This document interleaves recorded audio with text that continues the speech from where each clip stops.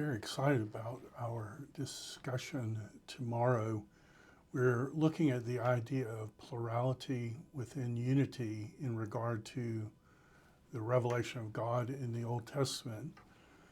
There are a number of passages that we'll look at, and in particularly, we will look at John 1:1 as it relates to Genesis 1:1. You might want to look very carefully at that passage. 2 Corinthians 4:6 is also a development of Genesis 1:1 to 5, and you might look at that. And connected to that text is Isaiah 9:1 to 5.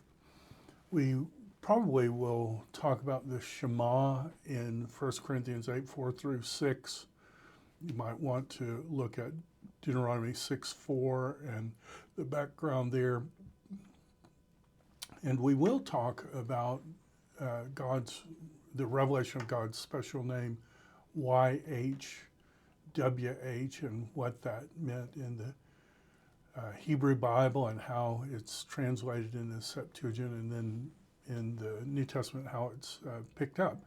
So I encourage you to bring your questions. We should have a very lively discussion.